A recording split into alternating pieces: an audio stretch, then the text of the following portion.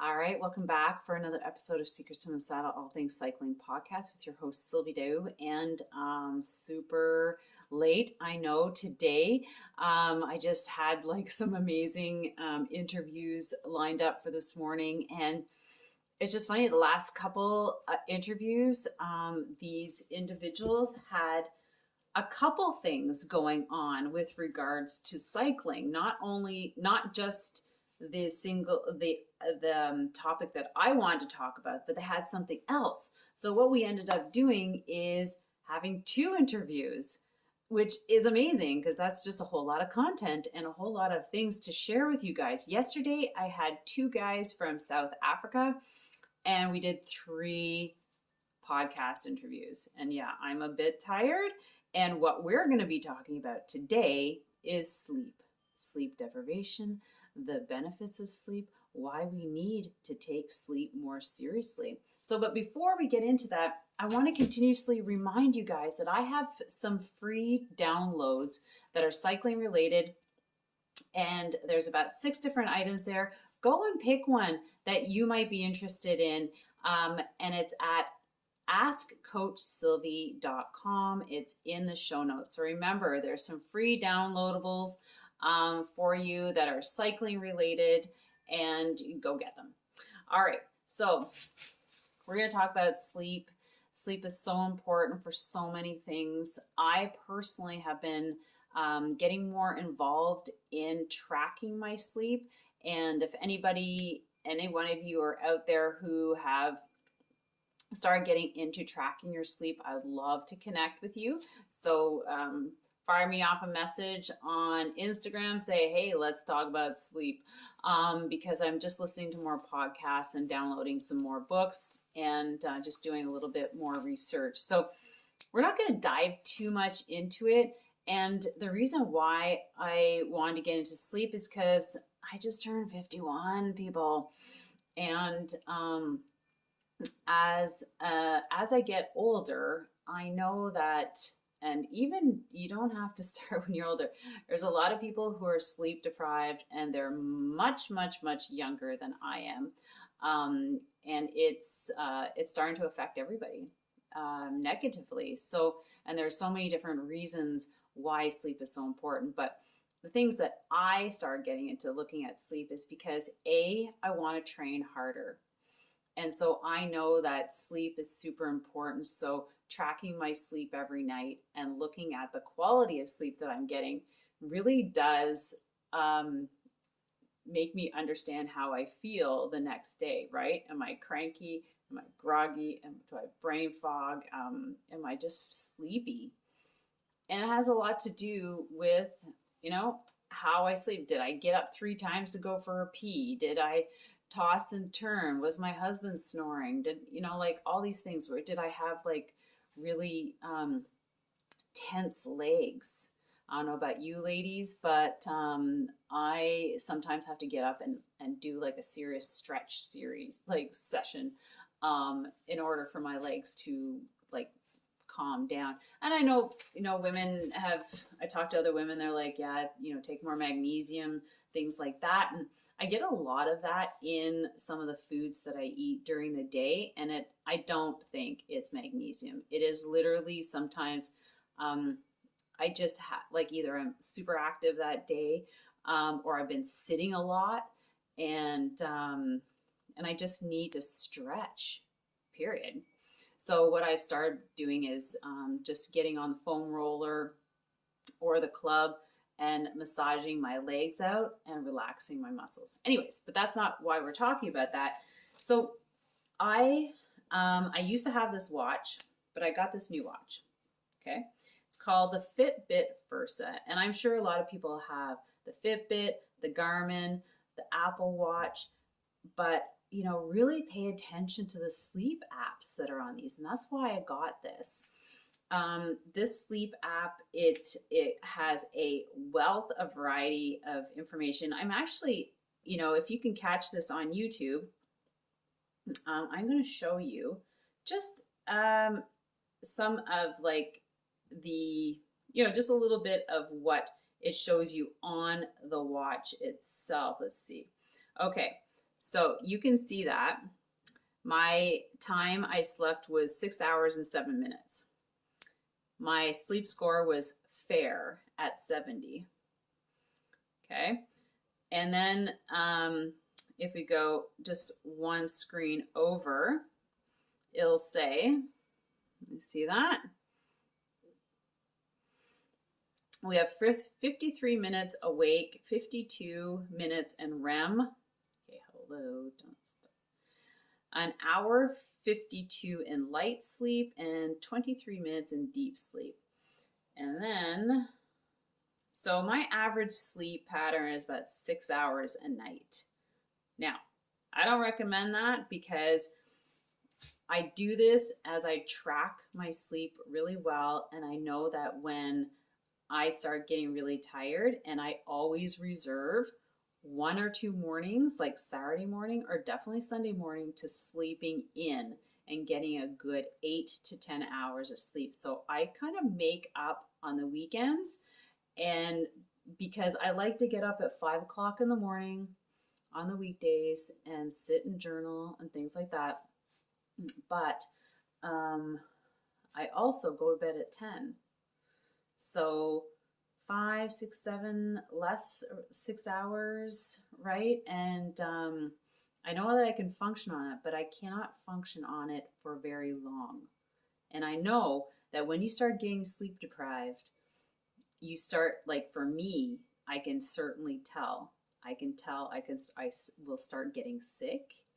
I can feel it in my skin, like I get like, I don't know, like shaky, not shaky, but I get shaky. But I just feel it. And if you're super in tune with your body, these are things that are really like big, things, anchors to listen to and not to ignore. Okay. And that'll keep you away, it'll keep you away from getting ill, catching viruses, and in the long run, cancer or some sort of disease. Because here's the thing, you might not believe this, but there's a disease sitting in every one of us. It's different for everybody. But if you aggravate these areas in your body by high stress, poor diet, no exercise, poor sleep, this, that, your body's going to really give you enough signals to, make it like reverse what you're doing, or it's going to like stop you in your tracks. And I hate it when I hear friends of mine going through like cancers, burnout, adrenal fatigue, constant injury, all these things. These things can be preventable. Okay. Prevent them by listening to your body and doing the preventative things that will keep you healthy forever, right? That's our goal. We got this temple, right? You look in the mirror. You only got one of these. You're not going to get another one if you fuck it up. So, why do we need to talk about sleep?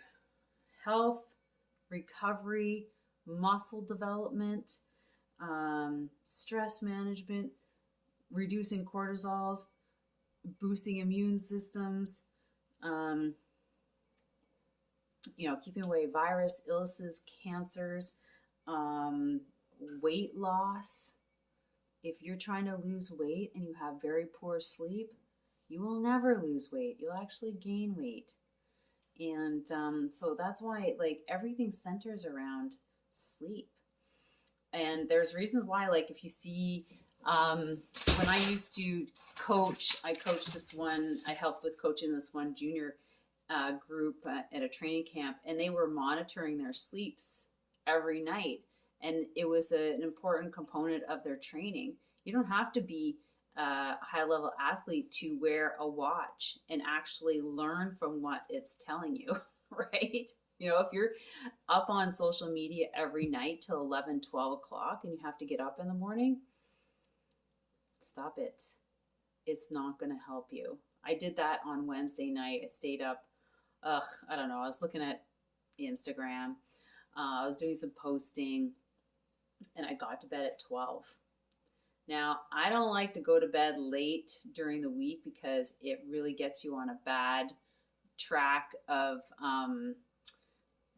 like you're kind of setting yourself back, right?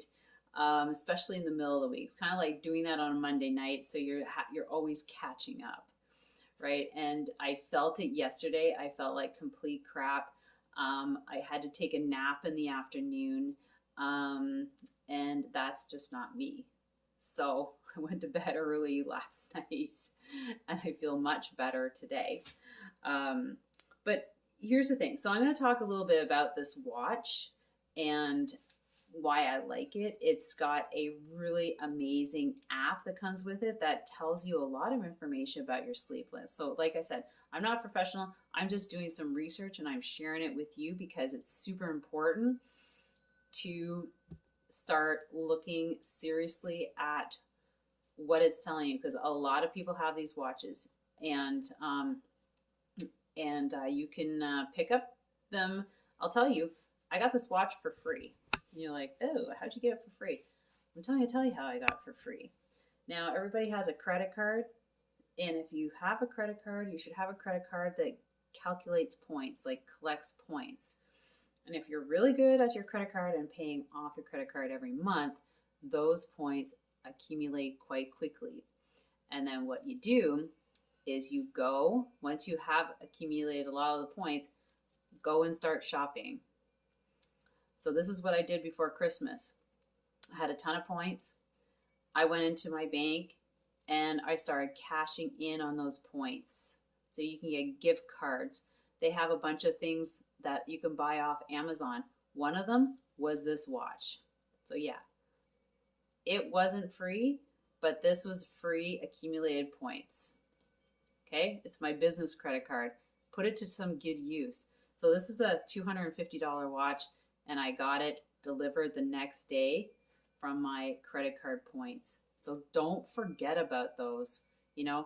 Don't always save them for travel. Go buy some stuff. Get yourself a gift card. Give someone a gift card. Anyways, but so the sleep score.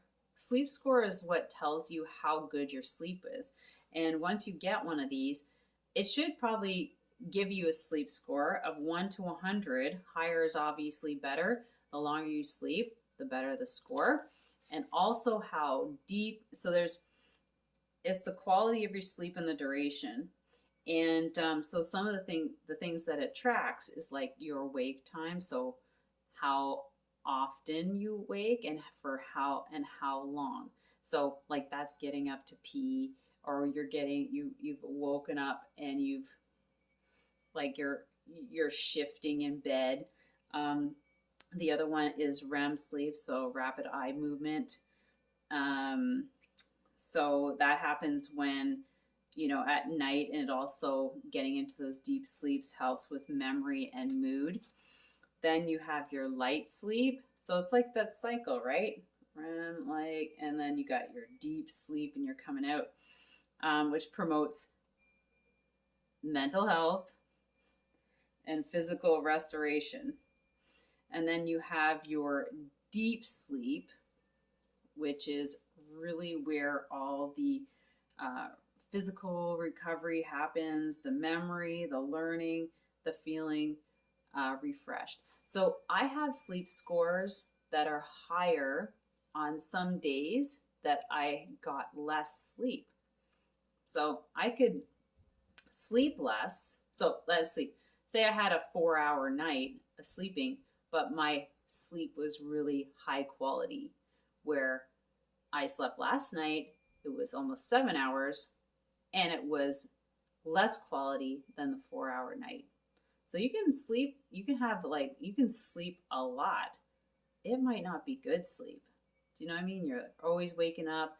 There's a light in your room, noise, things like that. So here's the thing. Maybe it's time to get some earplugs. If you sleep with someone who snores and constantly moves, the covering your eyes with something to keep the light out. Like I'm telling you, when I put something on my eyes and I have earplugs, I'm sleeping like I'm dead.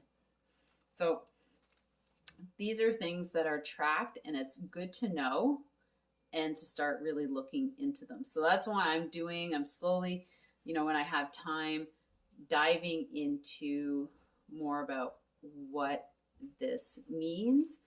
But I certainly know how I feel when I don't get enough sleep. And the thing is that if you're constantly sleep deprived, which is what I'm going to talk about next, is you will never get a good workout. You will never recover. You will never lose weight. You will never be in a good mood.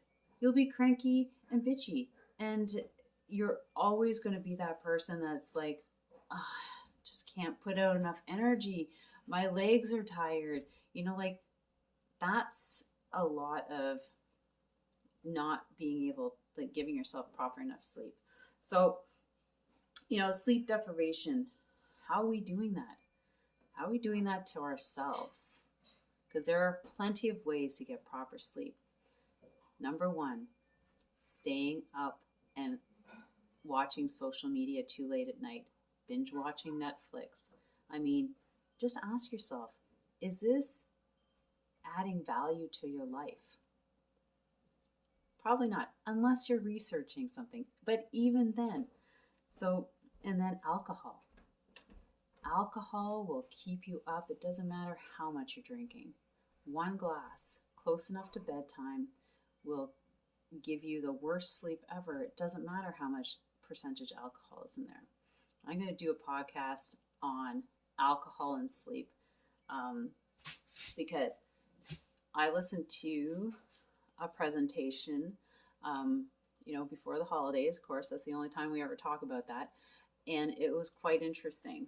And I'm going to do a little bit more, and I'm going to share that with you because the more I talk about it, the more it's ingrained in me. And I like to have a little beer before night, but here's the thing, have it with supper. So the alcohol is kind of already saturated, it's already gone through your system before night.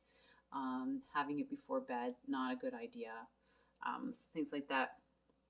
Social media, having your phone in your room. So many research on that the radiation, if you keep your notifications on, it's crazy. Why would, the bedroom is only for one thing. Sorry, 2. Sleeping and having sex, changing clothes, 3. So, and this excuse that you need it for your alarm, please go to the dollar store, get something cheap, bring it back into your room. Shift working, you can't really help that. So making sure your room is super dark and quiet. And then there's noise and light. So there's all these things that are preventable by changing our habits. Okay, you agree? And, here's the thing. If you really want to lose weight, really want to get faster, really want to improve your performance, or really want to do something like improve your health, this is where you got to start.